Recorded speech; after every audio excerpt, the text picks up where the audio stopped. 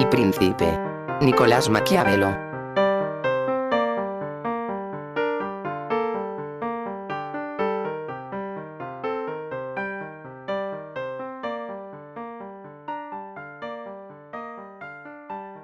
Dedicatoria a Lorenzo el Magnífico, hijo de Pedro de Medici. Los que desean alcanzar la gracia y favor de un príncipe acostumbran a ofrendarle aquellas cosas que se reputan por más de su agrado, o en cuya posesión se sabe que él encuentra su mayor gusto. Así, unos regalan caballos, otros, armas, quienes, telas de oro, cuáles, piedras preciosas u otros objetos dignos de su grandeza. Por mi parte, queriendo presentar a vuestra magnificencia alguna ofrenda o regalo que pudiera demostraros mi rendido acatamiento, no he hallado, entre las cosas que poseo, ninguna que me sea más cara, ni que tenga en más, que mi conocimiento de los mayores y mejores gobernantes que han existido.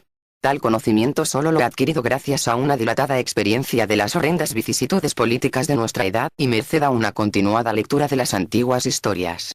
Y luego de haber examinado durante mucho tiempo las acciones de aquellos hombres, y meditándolas con seria atención, encerré el resultado de tan profunda y penosa tarea en un reducido volumen, que os remito.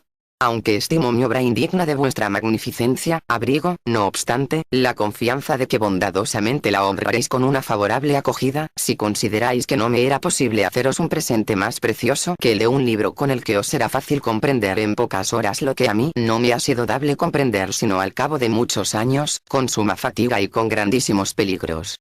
No por ello he llenado mi exposición razonada de aquellas prolijas glosas con que se hace ostentación de ciencia, ni la he envuelto en hinchada prosa, ni he recurrido a los demás atractivos con que muchos autores gustan de engalanar lo que han de decir, porque he querido que no haya en ella otra pompa y otro adorno que la verdad de las cosas y la importancia de la materia.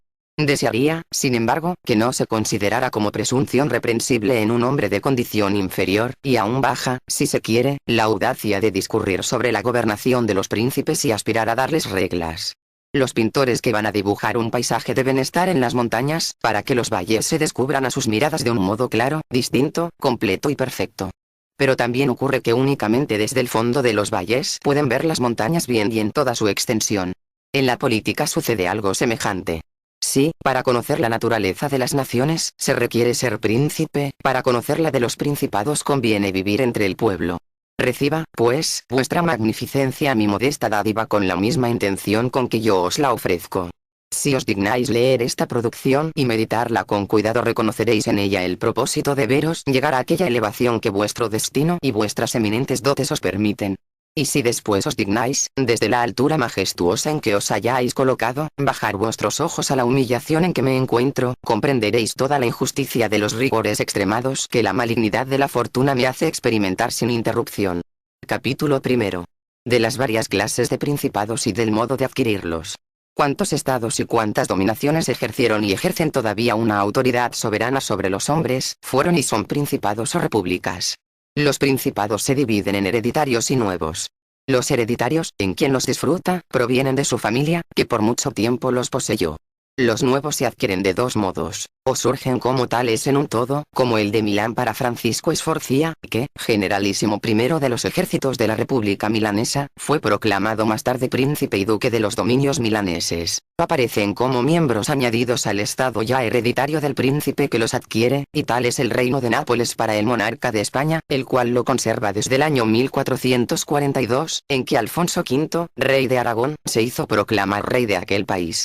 Estos estados nuevos ofrecen a su vez una subdivisión, porque, o están habituados a vivir bajo un príncipe, o están habituados a ser libres, o el príncipe que los adquirió lo hizo con armas ajenas, o lo hizo con las suyas propias, o se los proporcionó la suerte, o se los proporcionó su valor.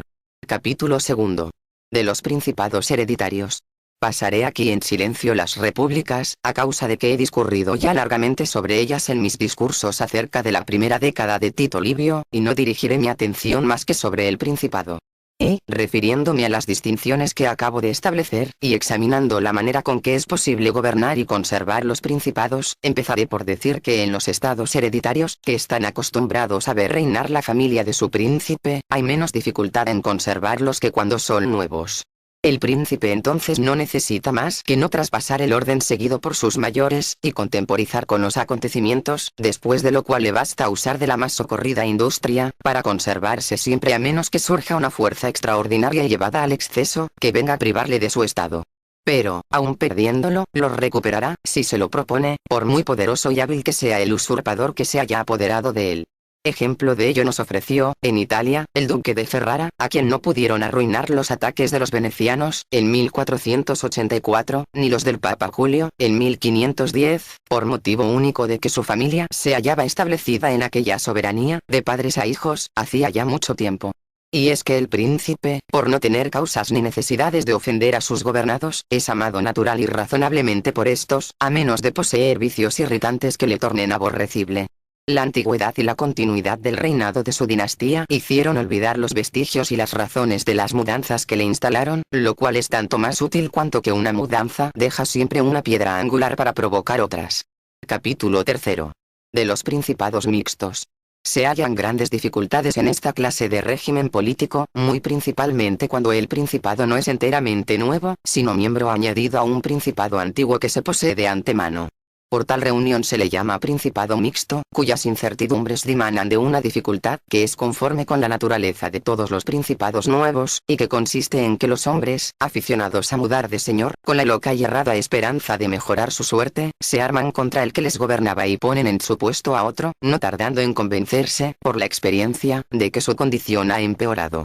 Ello proviene de la necesidad natural en que el nuevo príncipe se encuentra de ofender a sus nuevos súbditos, ya con tropas, ya con una infinidad de otros procedimientos molestos, que el acto de su nueva adquisición llevaba consigo. De aquí que el nuevo príncipe tenga por enemigos a cuantos ha ofendido al ocupar el principado, y que no pueda conservar por amigos a los que le colocaron en él, a causa de no serle posible satisfacer su ambición en la medida en que ellos se habían lisonjeado, ni emplear medios rigurosos para reprimirlos, en atención a las obligaciones que le hicieron contraer con respecto a sí mismo. Por muy fuertes que sean los ejércitos del príncipe, éste necesita siempre el favor de una parte, al menos, de los habitantes de la provincia, para entrar en ella. He aquí por qué Luis XII, después de haber ocupado a Milán con facilidad, lo perdió inmediatamente. Para quitárselo aquella primera vez, bastaron las tropas de Ludovico, porque los milaneses, que habían abierto sus puertas al rey, vieron defraudada la confianza que pusieran en los favores de su gobierno, así como las esperanzas que habían concebido para lo futuro, y no podían soportar ya la contrariedad de poseer un nuevo príncipe. Cierto que, al recuperar por segunda vez Luis XII los países que se le habían rebelado, no se los dejó arrebatar tan fácilmente. Prevaliéndose de la sublevación anterior, se mostró menos reservado y menos tímido en los medios de consolidarse, pues castigó a los culpables, desenmascaró a los sospechosos y fortaleció las partes más débiles de su anterior gobierno. Sí, para que la primera vez perdiese a Milán el rey de Francia, se requirió solamente la tremenda aparición del duque Ludovico en los confines del milanesado, para que la perdiese por segunda vez se necesitó que se armasen todos contra él y que sus ejércitos fuesen destruidos o arrojados de Italia. Sin embargo, perdió a Milán ambas veces, y si conocemos las causas de la primera pérdida, réstanos conocer las de la segunda y considerar los medios de que disponía y de que podría disponer otro cualquiera en su mismo caso, para mantenerse en su conquista mejor que lo hizo. Comenzaré estableciendo una distinción. Dichos estados nuevamente adquiridos se reúnen con un estado ocupado hace mucho tiempo por el que los ha logrado, siendo unos y otro de la misma provincia, y hablando la misma lengua, o no sucede así. Cuando son de la primera especie, hay suma facilidad en conservarlos, especialmente si no están habituados a vivir libres en república.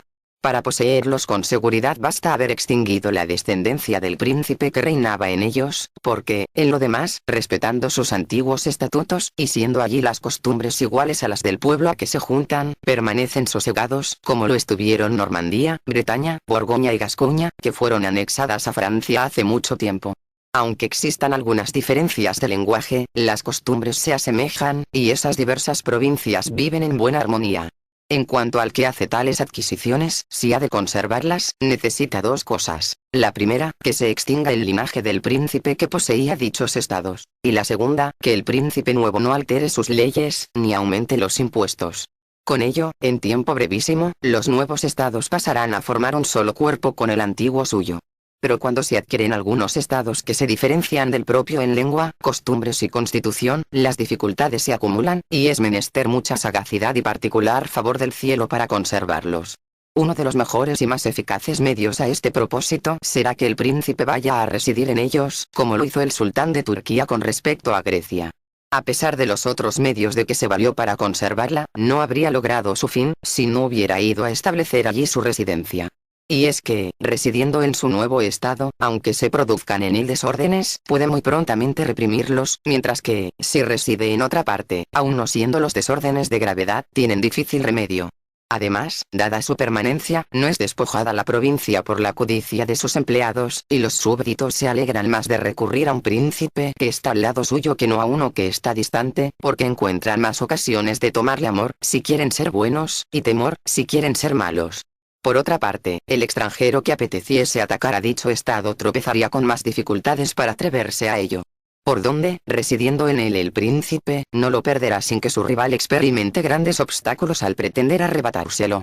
Después del precedente, el mejor medio consiste en enviar algunas colonias a uno o dos parajes, que sean como la llave del nuevo estado, a falta de lo cual habría que tener allí mucha caballería e infantería. Formando el príncipe semejantes colonias, no se empeña en dispendios exagerados, porque aun sin hacerlos o con dispendios exiguos, las mantiene en los contérminos del territorio. Con ello no ofenden más que a aquellos de cuyos campos y de cuyas cosas se apodera, para dárselo a los nuevos moradores, que no componen en fin de cuentas más que una cortísima parte del nuevo estado, y quedando dispersos y pobres aquellos a quienes ha ofendido, no pueden perjudicarle nunca. Todos los demás que no han recibido ninguna ofensa en sus personas y en sus bienes, se apaciguan con facilidad, y quedan temerosamente atentos a no incurrir en faltas, a fin de no verse despojados como los otros. De lo que se infiere que esas colonias, que no cuestan nada o casi nada, son más fieles y perjudican menos, a causa de la dispersión y de la pobreza de los ofendidos. Porque debe notarse que los hombres quieren ser agraciados o reprimidos, y que no se vengan de las ofensas, cuando son ligeras, pero que se ven incapacitados para hacerlo, cuando son graves. Así pues, la ofensa que se les infiera ha de ser tal que les inhabilite para vengarse. Si, en vez de colonias, se tienen tropas en los nuevos estados, se expende mucho, ya que es menester consumir, para mantenerlas, cuantas rentas se sacan de dichos estados. La adquisición suya que se ha hecho se convierte entonces en pérdida, ya que se perjudica a todo el país con los ejércitos que hay que alojar en las casas particulares. Los habitantes experimentan la incomodidad consiguiente, y se convierten en perjudiciales enemigos, aun permaneciendo sojuzgados dentro de sus casas. De modo que ese medio de guardar un estado es en todos respectos tan inútil cuanto el de las colonias es útil. El príncipe que adquiere una provincia, cuyo idioma y cuyas costumbres no son los de su estado principal, debe hacerse allí también el jefe y el protector de los príncipes vecinos que sean menos poderosos, e ingeniarse para debilitar a los de mayor poderío. Debe, además, hacer de manera que no entre en su nueva provincia un extranjero tan poderoso como él, para evitar que no llamen a ese extranjero los que se hallen descontentos de su mucha ambición. Por tal motivo introdujeron los etolios a los romanos en Grecia y demás provincias en que estos entraron, llamados por los propios habitantes.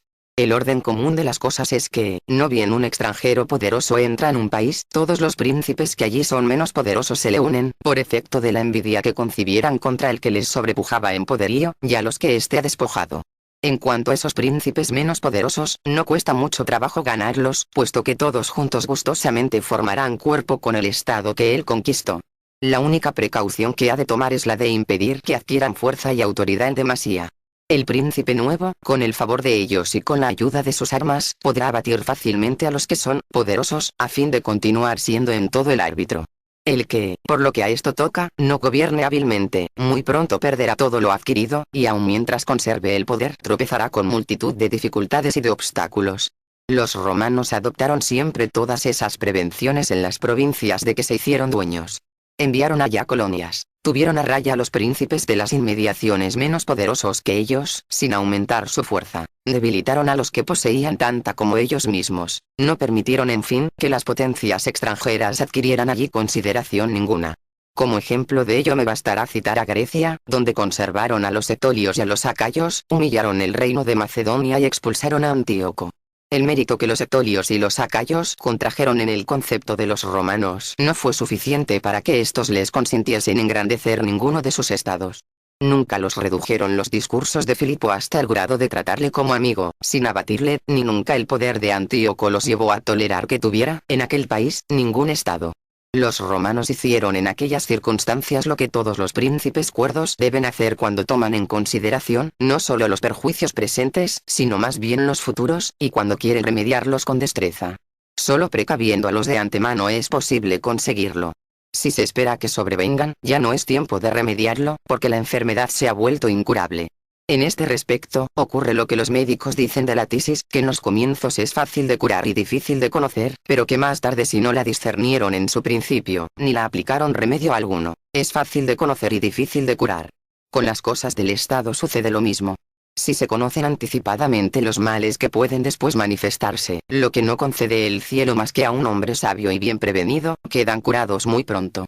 Pero cuando, por no haberlos conocido, se les deja tomar un incremento tal que llega a noticia de todo el mundo, no hay ya arbitrio que los remedie.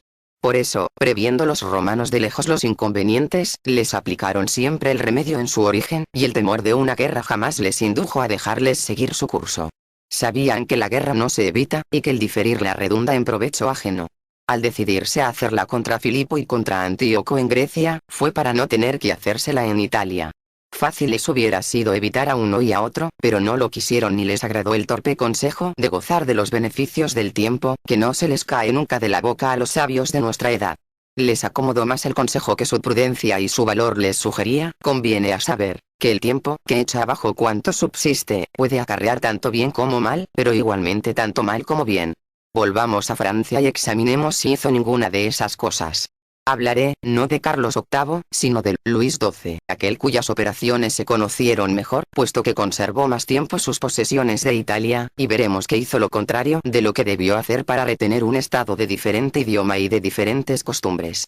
Luis XII fue atraído a Italia por la ambición de los venecianos que querían, con su ayuda, ganar la mitad del estado de Lombardía.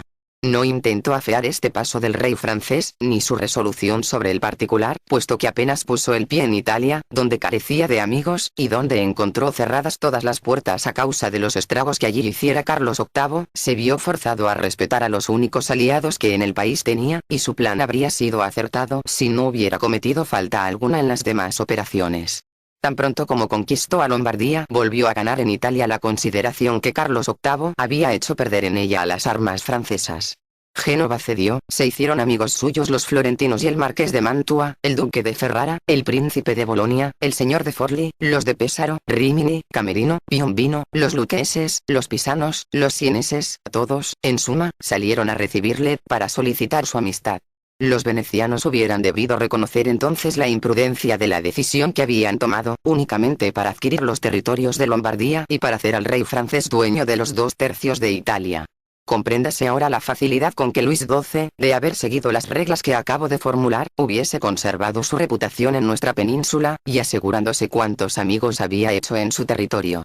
Siendo estos numerosos, aunque débiles, y temiendo unos al papa y otros a los venecianos, se hallaban en la precisión de permanecer adictos al rey francés a quien, por medio de ellos, le era posible contener sin dificultad a lo que quedaba de más poderoso en el resto de Italia. Pero no bien llegó Luis XII a Milán, obró de un modo contrario, supuesto que ayudó al papa Alejandro VI a apoderarse de la Romaña, sin echar de ver que con semejante determinación se hacía débil, por una parte, desviando de sí a sus amigos, y a los que habían ido a ponerse bajo su protección, y que, por otra parte, extendía el poder de Roma, agregando tan vasta dominación temporal a la dominación espiritual, que le daba ya tanta autoridad. Esta primera falta le obligó a cometer otras pues, para poner término a la ambición de Alejandro VI e impedirle adueñarse de la Toscana, hubo de volver al norte. No le bastó haber dilatado los dominios del Papa, y desviado de sí a sus propios amigos, sino que el deseo de poseer el reino de Nápoles le indujo a repartírselo con el rey de España. Así, en los momentos en que era el primer árbitro de Italia, se buscó en ella un asociado, al que cuantos se hallaban descontentos con él debían, naturalmente, recurrir, y cuando podía haber dejado en aquel reino a un monarca que no era más que pensionado suyo, le echó a un lado para poner a otro, capaz de arrojarle a él mismo. En verdad, el deseo de adquirir es cosa ordinaria y lógica. Los hombres que adquieren cuando pueden hacerlo serán alabados y nadie los censurará. Pero cuando no pueden, ni quieren hacerlo como conviene, serán tachados de error y todos les vituperarán. Si Francia podía atacar con sus fuerzas a Nápoles, debió hacerlo. Si no podía, no debió dividir aquel reino. Si el reparto que hizo de Lombardía con los venecianos es digno de disculpa a causa de que el rey francés halló en ello un medio de poner el pie en Italia, la empresa sobre Nápoles merece condenarse, puesto que no había motivo alguno de necesidad que pudiera excusarla. Luis XII, pues, cometió 5 faltas, dado que destruyó las reducidas potencias de Italia, aumentó la dominación de un príncipe ya poderoso, introdujo a un extranjero que lo era mucho, no residió allí él mismo, y no estableció colonias. Estas faltas, sin embargo, no le hubieran perjudicado en vida, si no hubiese cometido una sexta, la de ir a despojar a los venecianos. Era cosa muy razonable, y hasta necesaria, abatirlos, aunque él no hubiera dilatado los dominios de la Iglesia, ni introducido a España en Italia. Pero no debió consentir su ruina, ya que siendo por sí mismo poderoso, hubiera tenido distantes siempre a los otros de toda empresa sobre Lombardía, ya porque los venecianos no le hubieran tolerado, sin ser ellos mismos los dueños, ya porque los otros no hubieran querido quitársela a Francia para dársela a ellos, o porque hubiera carecido de audacia para atacar a ambas potencias a la vez. Si alguien arguyera que Luis XII cedió la Romaña al Papa y el reino de Nápoles al monarca español para evitar una guerra, le contestaría con las razones ya apuntadas: conviene a saber que no debemos dejar nacer un desorden para evitar una guerra, pues acabamos no evitándola, y solo la diferimos, lo que redunda a la postre en perjuicio nuestro. Y si algún otro alegara la promesa que el rey francés había hecho al Papa de ejecutar en favor suyo la empresa para obtener la disolución de su matrimonio con Juana, su esposa, y el capelo cardenalicio para el arzobispo de Rouen, replicaré a la objeción con las explicaciones que daré más tarde sobre la fe de los príncipes y el modo como deben guardarla. Si Luis XII perdió la Lombardía, fue por no hacer lo que hicieron cuantos tomaron provincias o quisieron conservarlas. No hay en ello milagro, sino una cosa natural y común. Hablé en Nantes con el cardenal de Rouen, cuando el duque de Valentinois, al que llamaban vulgarmente César Borgia, hijo de Alejandro VI, ocupaba la Romaña, y habiéndome dicho el cardenal que los italianos no entendían nada de cosas de guerra, le respondí que los franceses no entendían nada de cosas de Estado, puesto que de otro modo no hubieran dejado tomar al Papa tamaño incremento de dominación temporal. Se vio por experiencia que la que el Papa y España adquirieron en Italia les vino de Francia, y que la ruina de Francia en Italia dimanó del Papa y de España.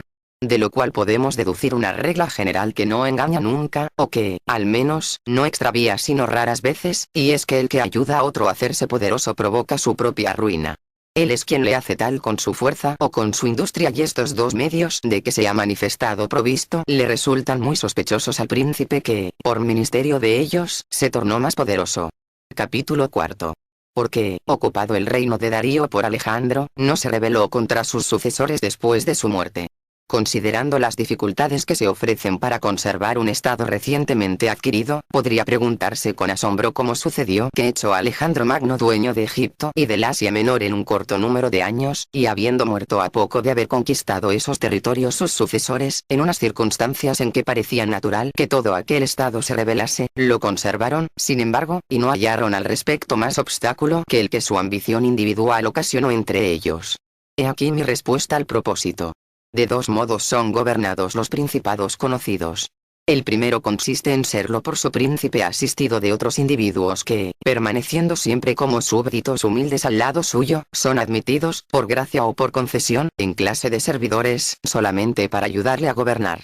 El segundo modo como se gobierna se compone de un príncipe, asistido de varones, que encuentran su puesto en el Estado, no por la gracia o por la concesión del soberano, sino por la antigüedad de su familia. Estos mismos varones poseen estados y súbditos que los reconocen por señores suyos, y les consagran espontáneamente su afecto.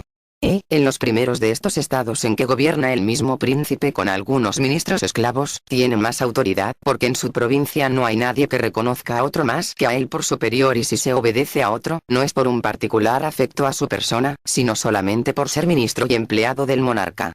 Los ejemplos de estas dos especies de gobiernos son, en nuestros días, el del sultán de Turquía y el del rey de Francia. Toda la monarquía del sultán de Turquía está gobernada por un señor único, cuyos adjuntos no son más que criados suyos, y él, dividiendo en provincias su reino, envía a él los diversos administradores, a los cuales coloca y muda en su nuevo puesto a su antojo. Pero el rey de Francia se halla en medio de un sinnúmero de personajes, ilustres por la antigüedad de su familia, señores ellos mismos de sus respectivos estados, reconocidos como tales por sus particulares súbditos, quienes, por otra parte, les profesan afecto, y que están investidos de preeminencias personales que el monarca no puede quitarles sin peligrar él mismo. Así, cualquiera que considere atentamente ambas clases de estados, comprenderá que existe dificultad suma en conquistar el del sultán de Turquía, pero que, si uno lo hubiere conquistado, lo conservará con suma facilidad. Las razones de las dificultades para ocuparlo son que el conquistador no puede ser llamado allí de las provincias de aquel imperio, ni esperar ser ayudado en la empresa por la rebelión de los que el soberano conserva a su lado, lo cual dimana de las observaciones expuestas más arriba. Siendo todos esclavos suyos y estándole reconocidos por sus favores, no es posible corromperlos tan fácilmente, y aunque esto se lograra, la utilidad no sería mucha mientras el soberano contase con el apoyo del pueblo. Conviene, pues, que el que ataque al sultán de Turquía reflexione que va a hallarle unido al pueblo, y que habrá de contar más con sus propias fuerzas que con los desórdenes que se manifestasen en el imperio en su favor. Pero después de haberle vencido, derrotando en una campaña sus ejércitos de modo que a él no le sea dable rehacerlos, no habrá que temer ya más que a la familia del príncipe. Si el conquistador la destruye, el temor desaparecerá por completo, pues los otros no gozan del mismo valimiento entre las masas populares. Si antes del triunfo, el conquistador no contaba con ninguno de ellos, en cambio, no debe tenerles miedo alguno, después de haber vencido. Empero, sucederá lo contrario con reinados gobernados como el de Francia.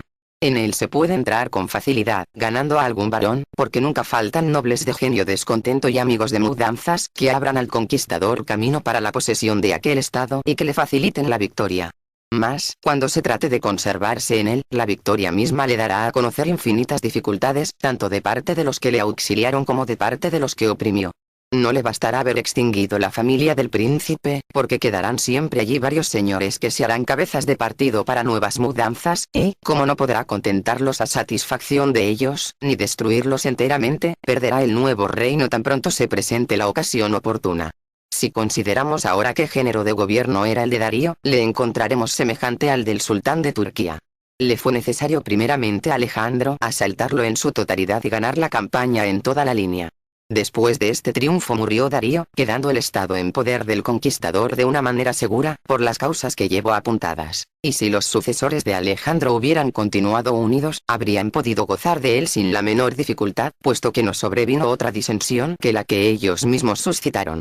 En cuanto a los estados constituidos como el de Francia, es imposible poseerlos tan sosegadamente. Por esto hubo, tanto en Francia como en España, frecuentes rebeliones semejantes a las que los romanos experimentaron en Grecia a causa de los numerosos principados que había allí. Mientras subsistió en el país su memoria, su posesión fue, para los romanos, muy incierta. Pero tan pronto dejó de pensarse en ello, se hicieron poseedores seguros, gracias a la estabilidad de su imperial dominio. Cuando los romanos pelearon en Grecia, unos contra otros, cada uno de ambos partidos pudo atraerse la posesión de aquellas provincias, según la autoridad que en ellas había tomado, porque, habiéndose extinguido la familia de sus antiguos dominadores, dichas provincias reconocían ya por únicos a los dominadores nuevos.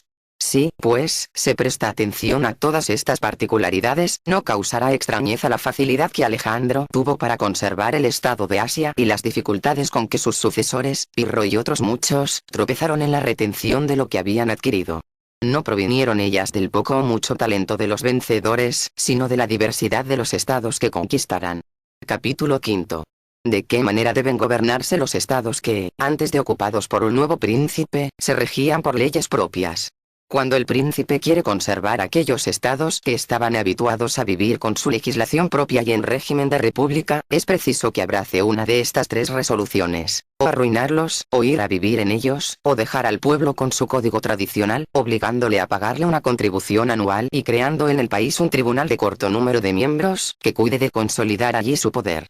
Al establecer este consejo consultivo, el príncipe, sabiendo que no puede subsistir sin su amistad y sin su dominación, tiene el mayor interés de fomentar su autoridad.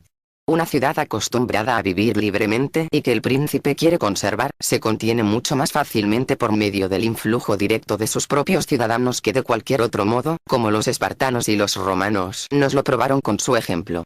Sin embargo, los espartanos, que poseyeron Atenas y a Tebas mediante un consejo de un corto número de ciudadanos, acabaron perdiéndolas, y los romanos, que para poseer a Capua, a Cartago y a Numancia, las desorganizaron, no las perdieron.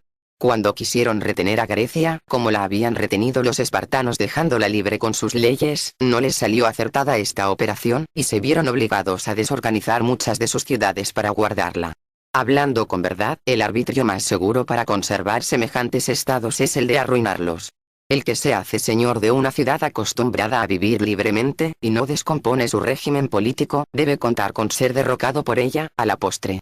Para justificar tal ciudad su rebelión, invocará su libertad y sus antiguas leyes, cuyo hábito no podrán hacerle perder nunca el tiempo y los beneficios del conquistador. Por más que éste se esfuerce, y aunque practique un expediente de previsión, si no se desunen y se dispersan sus habitantes, no olvidará nunca el nombre de aquella antigua libertad, ni sus particulares estatutos, y hasta recurrirá a ellos en la primera ocasión, como lo hizo Pisa, a pesar de haber estado toda una centuria bajo la dominación de los florentinos. Pero cuando las ciudades o provincias se hallan avezadas a vivir en la obediencia a un príncipe, como, por una parte, conservan dicha obediencia y, por otra, carecen de su antiguo señor, no concuerdan los ciudadanos entre sí para elegir otro nuevo, y, no sabiendo vivir libres, son más tardos en tomar las armas, por lo cual cabe conquistarlos con más facilidad y asegurar su posesión. En las repúblicas, por el contrario, hay más valor, mayor disposición de ánimo contra el conquistador que luego se hace príncipe, y más deseo de vengarse de él. Como no se pierde, en su ambiente, la memoria de la antigua libertad, antes le sobrevive más activamente cada día, el más cuerdo partido consiste en disolverlas, o en ir a habitar en ellas. Capítulo 6. De los principados que se adquieren por el valor personal y con las armas propias. No cause extrañeza que al hablar de los estados que son nuevos en todos los aspectos, o de los que solo lo son en el del príncipe, o en el de ellos mismos, presente yo grandes ejemplos de la antigüedad. Los hombres caminan casi siempre por caminos trillados ya por otros, y apenas hacen más que imitar a sus predecesores en las empresas que llevan a cabo. Pero como no pueden seguir en todo la ruta abierta por los antiguos, ni se elevan a la perfección de los que por modelos se proponen, deben con prudencia elegir tan solo los senderos trazados por algunos varones, especialmente por aquellos que sobrepujaron a los demás, a fin de que si no consiguen igualarlos, al menos ofrezcan sus acciones cierta semejanza con las de ellos. En esta parte les conviene seguir el ejemplo de los ballesteros advertidos, que, viendo su blanco muy distante para la fuerza de su arco, apuntan mucho más arriba que el objeto que tienen en mira, no para que su vigor y sus flechas alcancen a un punto dado en tal altura, sino a fin de, asestando así, llegar en línea parabólica a su verdadera meta. Lo cual digo porque en los principados que son nuevos en todo y cuyo soberano es, por ende, completamente nuevo también, hay más o menos dificultad en conservarlos, según que el que lo adquiere es más o menos valeroso. Como el éxito por el que un hombre se ve elevado de la categoría de particular a la de príncipe supone algún valor o alguna fortuna, parece que una cosa u otra allanan en parte muchos obstáculos. Sin embargo, ocurre a veces que se mantenga más tiempo el que no había sido auxiliado por la fortuna. Y lo que suele procurar algunas facilidades es que, no poseyendo semejante príncipe otros estados, va a residir en aquel de que se ha hecho dueño. Pero, volviendo a los hombres que por su propio valor, y no por ministerio de la fortuna, llegaron a ser príncipes, como Moisés, Ciro, Teseo, Rómulo y otros digo que son los más dignos de imitación. Aunque sobre Moisés no debamos discurrir, puesto que no fue más que mero ejecutor de las cosas que Dios le había ordenado hacer, merece, no obstante, ser admirado, siquiera fuese por aquella gracia que le encumbró a hablar faz a faz con el Eterno. Pero, considerando a Ciro y a los demás que adquirieron o fundaron reinos, les hallamos también merecedores de admiración. Y si se consideran sus hechos e instituciones de un modo especial, no parecerán diferentes de los hechos e instituciones de Moisés, por más que éste tuviese a Dios por Señor. Examinando sus actos y su conducta, no se encuentra que debiesen a la fortuna sino una ocasión propicia, que les permitió introducir en sus nuevos estados la forma que les convenía. Sin la ocasión se hubiera extinguido el valor de su ánimo, pero sin éste se hubiera presentado en balde aquella. Le era necesario a Moisés hallar al pueblo de Israel oprimido en Egipto, para que se dispusiese a seguirle, movido por el afán de salir de su esclavitud. Era menester que Ciro, para erigirse en soberano de los persas, les hallase descontentos con el dominio de los medos, y a estos afeminados por una larga paz. Teseo no hubiera podido desplegar su valor si no hubiese encontrado dispersados a los atenienses. Convenía que Rómulo, después de su nacimiento, se quedara en Alba, y que fuese expuesto, para que se hiciera rey de Roma y fundador de un estado, de que formó la patria suya. No hay duda sino que tales ocasiones constituyeron la fortuna de semejantes héroes. Pero su excelente sabiduría les dio a conocer la importancia de dichas ocasiones, y de ello provinieron la prosperidad y la cultura de sus estados. Los que llegan a ser príncipes por esos medios no adquieren su soberanía sin trabajo, pero la conservan fácilmente, y las dificultades con que tropiezan al conseguirla provienen en gran parte de las nuevas leyes y de las nuevas instituciones que se ven obligados a introducir para fundamentar su estado y para proveer a su seguridad. Nótese bien que no hay cosa más ardua de manejar, ni que se lleve a cabo con más peligro, ni cuyo acierto sea más dudoso que el obrar como jefe, para dictar estatutos nuevos, pues tiene por enemigos activísimos a cuantos sacaron provecho de los estatutos antiguos, y aun los que puedan sacarlo de los recién establecidos, suelen defenderlos con tibieza suma, tibieza que dimana en gran parte de la escasa confianza que los hombres ponen en las innovaciones, por buenas que parezcan, hasta que no hayan pasado por el tamiz de una experiencia sólida.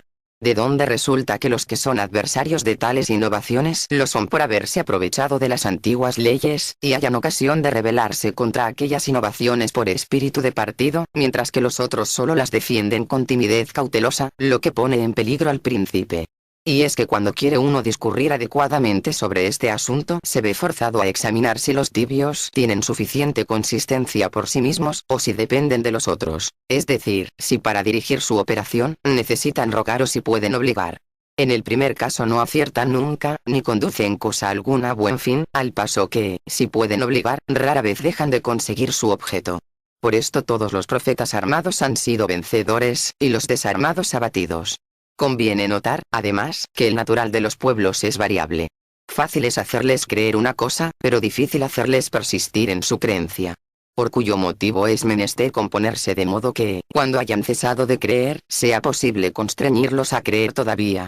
Moisés, Ciro, Teseo, Rómulo, no hubieran conseguido que se observasen mucho tiempo sus respectivas constituciones, si hubiesen estado desarmados, como le sucedió al fraile Jerónimo Savonarola, que vio malogradas las nuevas instituciones que propusiera a la multitud. Apenas ésta comenzó a no creerle inspirado, se encontró sin medio alguno para mantener coercitivamente en su creencia a los que la perdían, ni para inducir voluntariamente a creer a los que no creían ya. Y cuenta que los príncipes de la especie a que vengo refiriéndome experimentan sumas dificultades en su manera de conducirle, porque todos sus pasos van acompañados de peligros y necesitan gran valor para superarlos. Pero cuando han triunfado de ellos y empiezan a ser respetados, como han subyugado a los hombres que les envidiaban su calidad de príncipes, quedan, al fin, asegurados, reverenciados, poderosos y dichosos. A tan relevantes ejemplos quiero añadirle otro de clase inferior, y que, sin embargo, no guarda demasiada desproporción con ellos, el de Hierón el Siracusano. De simple particular que era, ascendió a príncipe de Siracusa, sin que la fortuna le procurase otro recurso que el de una favorable ocasión. Hallándose oprimidos los siracusanos, le proclamaron caudillo, en cuyo cargo hizo méritos suficientes para que después le nombrasen soberano suyo. Había sido tan virtuoso en su condición privada que, en sentir de los historiadores, no le faltaba entonces para reinar más que poseer un trono. Y luego que hubo empuñado el cetro, licenció las antiguas tropas, formó otras nuevas, dejó a un lado a sus pretéritos amigos, buscó a otros y, hallándose así con soldados y con camaradas realmente suyos, pudo establecer sobre tales fundamentos cuanto quiso, y conservó sin trabajo lo que había adquirido tras afanes largos y penosos. Capítulo 7. De los principados nuevos que se adquieren por la fortuna y con las armas ajenas. Los que de particulares que eran se vieron elevados al principado por la sola fortuna, llegan a él sin mucho trabajo, pero lo encuentran máximo para conservarlo en su poder. Elevados a él como en alas y sin dificultad alguna, no bien lo han adquirido, los obstáculos les cercan por todas partes. Esos príncipes no consiguieron su estado más que de uno u otro de estos dos modos, o comprándolo o haciéndoselo dar por favor. Ejemplos de ambos casos ofrecieron entre los griegos, muchos príncipes nombrados para las ciudades de Laiona y del Helesponto, en que Darío creyó que su propia gloria tanto como su propia seguridad le inducía a crear ese género de príncipes, y entre los romanos aquellos generales que subían al imperio por el arbitrio de corromper las tropas. Semejantes príncipes no se apoyan en más fundamento que en la voluntad o en la suerte de los hombres que los exaltaron, cosas ambas muy variables y desprovistas de estabilidad en absoluto. Fuera de esto, no saben ni pueden mantenerse en tales alturas. No saben, porque a menos de poseer un talento superior, no es verosímil que acierte a reinar bien quien ha vivido mucho tiempo en una condición privada, y no pueden, a causa de carecer de suficiente número de soldados, con cuyo apego y con cuya fidelidad cuenten de una manera segura. Por otra parte, los estados que se forman de repente, como todas aquellas producciones de la naturaleza que nacen con prontitud, no tienen las raíces y las adherencias que les son necesarias para consolidarse. El primer golpe de la adversidad los arruina, sí, como ya insinué, los príncipes creados por improvisación carecen de la energía suficiente para conservar lo que puso en sus manos la fortuna, y si no se han proporcionado las mismas bases que los demás príncipes se habían formado, antes de serlo.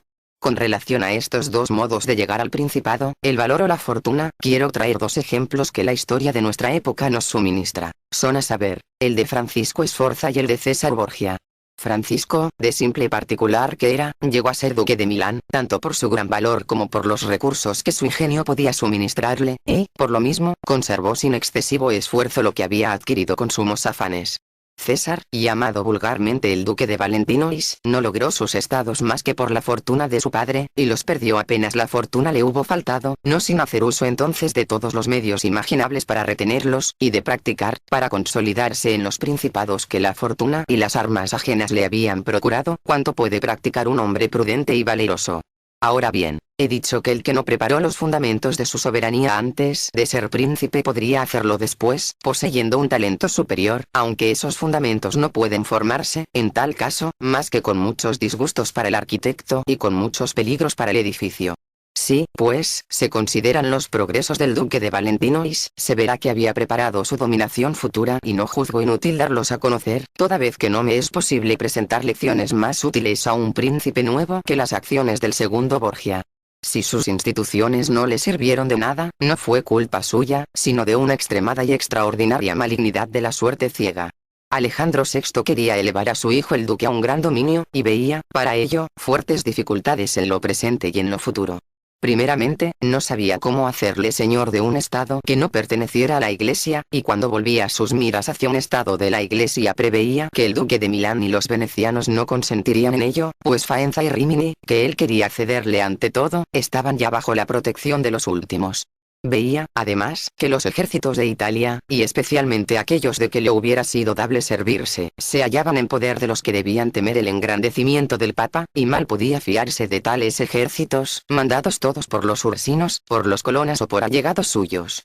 Era menester, por tanto, que se turbase este orden de cosas y que se introdujera el desorden en los estados de Italia, a fin de que le fuera posible apoderarse con seguridad de una parte de ellos.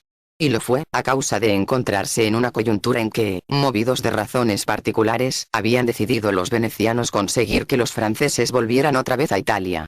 No solo no se opuso a ello, sino que facilitó semejante maniobra y se mostró favorable a Luis XII, al sentenciar la disolución de su matrimonio con Juana de Francia, de suerte que aquel monarca llegó a Italia con la ayuda de los venecianos y con el consentimiento de Alejandro VI, y no bien hubo llegado a Milán, cuando el Papa obtuvo para él algunas tropas para la empresa que había meditado sobre la Romaña, la cual le fue cedida a causa de la reputación cobrada por el rey. Habiendo por fin adquirido el duque aquella provincia, y aún derrotado a los colonas, quería conservarla e ir adelante, pero se le presentaban dos obstáculos. El uno se hallaba en el ejército de los ursinos, de que se había servido, pero de cuya fidelidad desconfiaba, y el otro consistía en la oposición que Francia podía hacer a ello. Por una parte, temía que le faltasen las armas de los ursinos, y que no solo le impidiesen seguir conquistando, sino que también le quitasen lo que ya había adquirido. Por otra parte, temía que el rey de Francia siguiera a su respecto el mismo proceder que los ursinos. Su recelo hacia los últimos se fundaba en que cuando, después de haber tomado Faenza asaltó a Bolonia, los vio obrar con tibieza. En cuanto al monarca francés, comprendió lo que podía esperar de él cuando, después de haberse apoderado del ducado de Urbino, atacó a Toscana, pues aquel le hizo desistir de la empresa. En situación semejante, resolvió el duque no depender más de la fortuna y de las armas ajenas, a cuyo efecto comenzó debilitando hasta en Roma las facciones de los ursinos y de los colonas, y ganando a cuantos nobles le eran adictos. Los hizo gentilhombres suyos, los honró con elevados empleos y les confió, según sus prendas personales, varios mandos o gobiernos, con que extinguió en ellos, a los pocos meses, el espíritu de facción a que se hallaban adheridos y su afecto se volvió por entero hacia el duque. Después de esto, aceleró la ocasión de arruinar a los ursinos, no sin haber dispersado antes a los partidarios de los colonas, que se le tornaron favorables, y a quienes trató mejor. Habiendo advertido muy tarde los ursinos que el poder del duque, y el del papa como soberano, acarreaba su ruina, convocaron una dieta en Magione, país de Prusa. De ello resultó contra el duque la rebelión de Orsino, como también los tumultos de la Romaña en infinitos peligros para él, dificultades todas que superó con el auxilio de los franceses. Luego que hubo recuperado alguna consideración, no fiándose ya de ellos, ni de las demás fuerzas que le eran extrañas, y no queriendo verse en la necesidad de probarlos de nuevo, recurrió a la astucia y supo encubrir sus maniobras en grado tamaño que los ursinos, por mediación de Paulo, solicitaron una reconciliación. No ahorró recursos serviciales para asegurárselos, regalándoles caballos, dinero, trajes vistosos, y ello con tal suerte que, aprovechándose de la simplicidad de su confianza, acabó por reducirlos a caer en su poder en Sinigaglia. Aprovechó la coyuntura para destruir a sus jefes, convirtió a los que le seguían en otros tantos amigos de su persona y proporcionó así una sólida base a su dominación sobre la Romaña y sobre el ducado de Urbino, con lo cual se ganó la voluntad de todos sus pueblos, que, bajo su gobierno, comenzaron a disfrutar de un bienestar por ellos hasta entonces desconocido. Y como esta parte de la vida del duque merece estudiarse, y aún imitarse por otros príncipes, no quiero dejar de exponerla con alguna especificación. No bien ocupó la Romaña, la halló mandada por señores inhábiles, que más habían despojado que corregido a sus gobernados y que más habían dado motivo a desuniones que a convergencias, por lo que en la provincia abundan los latrocinios, las contiendas y todo linaje de desórdenes. Para remediar tamaños males estableció en ella la paz, la hizo obediente a su príncipe, le impuso un gobierno vigoroso, y envió allí por presidente a Ramiro Dorco, hombre severo y expeditivo, en quien delegó una autoridad casi ilimitada, y que en poco tiempo restableció el sosiego en la comarca, reconcilió a los ciudadanos divididos y proporcionó al duque una grande consideración.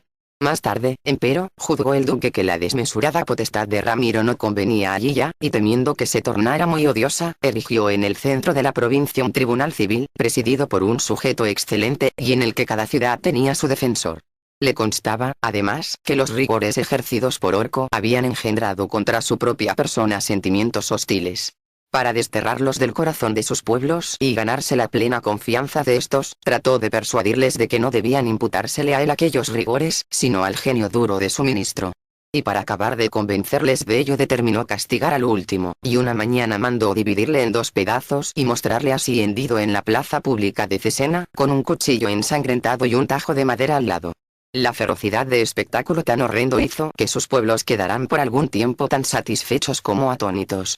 Pero volviendo al punto de que he partido, digo que al encontrarse el duque muy poderoso, asegurado de los peligros de entonces en gran parte, armado en la necesaria medida, libre de las armas, de los vecinos que podían inferirle daños, y ansioso de continuar sus conquistas, le restaba, con todo, el temor a Francia.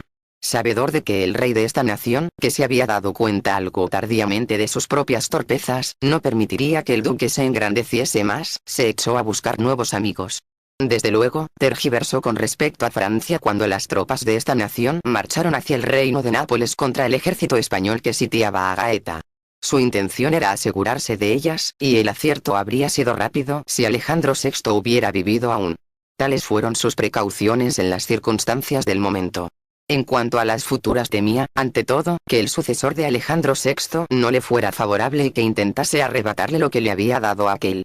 Para precaver este inconveniente imaginó 4 recursos, conviene a saber: 1. Extinguir las familias de los señores a quienes había despojado, a fin de quitar al Papa los socorros que ellos hubiesen podido suministrarle. 2. Ganarse a todos los hidalgos de Roma, para oponerlos como freno al pontífice, en la misma capital de sus estados. 3. Atraerse, hasta el límite de lo posible, al Sacro Colegio de los Cardenales. 4. Adquirir, antes de la muerte de Alejandro VI, dominio tamaño, que se hallara en estado de resistir por sí mismo al primer asalto, cuando no existiera ya su padre. Practicados por el duque los 3 primeros recursos, tenía conseguido su fin principal, al morir el papa, y el cuarto estaba ejecutándolo. Había hecho perecer a cuantos pudo coger de aquellos señores a quienes despojara, y se le escaparon pocos. Había ganado a los hidalgos de Roma y adquirido grandísimo influjo en el Sacro Colegio. En cuanto a sus nuevas conquistas, después de haber proyectado erigirse en señor de la Toscana, veía a Pisa bajo su protección, y poseía a Perusa y a Piombino. Como tras ello no se creía obligado a guardar más miramientos con los franceses, y de hecho no les guardaba ninguno, por haberles despojado los españoles del reino de Nápoles, y porque unos y otros estaban forzados a solicitar su amistad, se echaba sobre Pisa, lo cual bastaba para que Luca y Siena le abriesen sus puertas, sea por celos contra los florentinos, que carecían de medios para evitarlo, sea por temor de la venganza suya. Si esta empresa le hubiera salido acertada, y si se hubiese puesto en ejecución el año en que murió Alejandro VI, habría adquirido tan grandes fuerzas y tanta consideración que por sí mismo se hubiera sostenido, sin depender de la fortuna y del poder ajeno, pues todo ello dependía ya de su dominación y de su talento.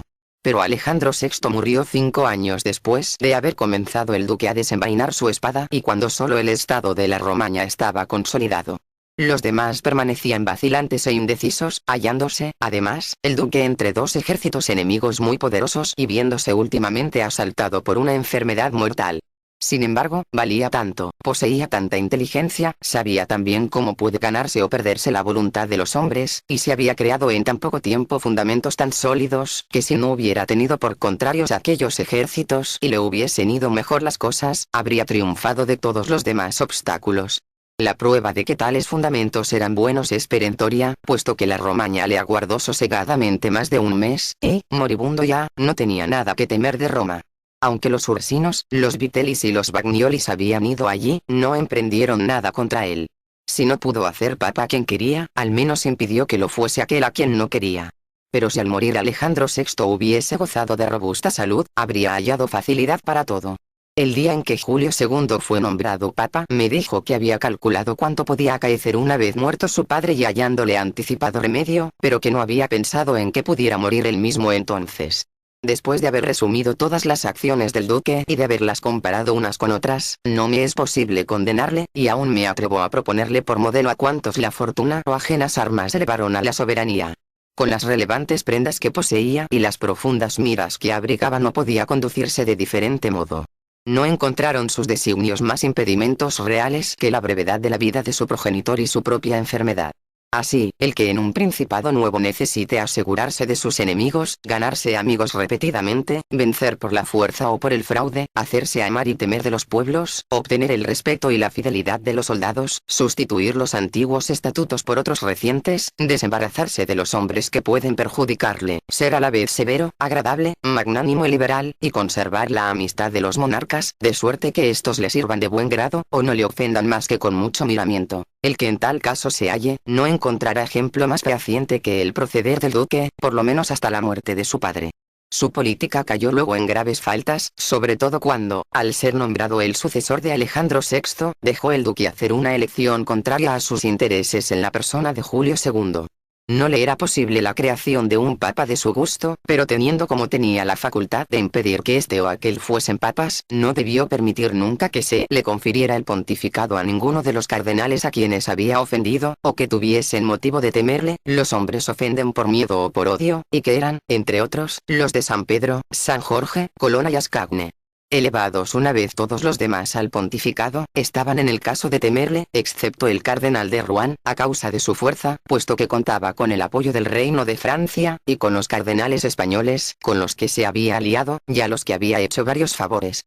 Por ende, el duque debió ante todo, conseguir que el papa hubiera sido un español, y, a no lograrlo, debió permitir que se eligiese al cardenal de Rouen, y no al de San Pedro.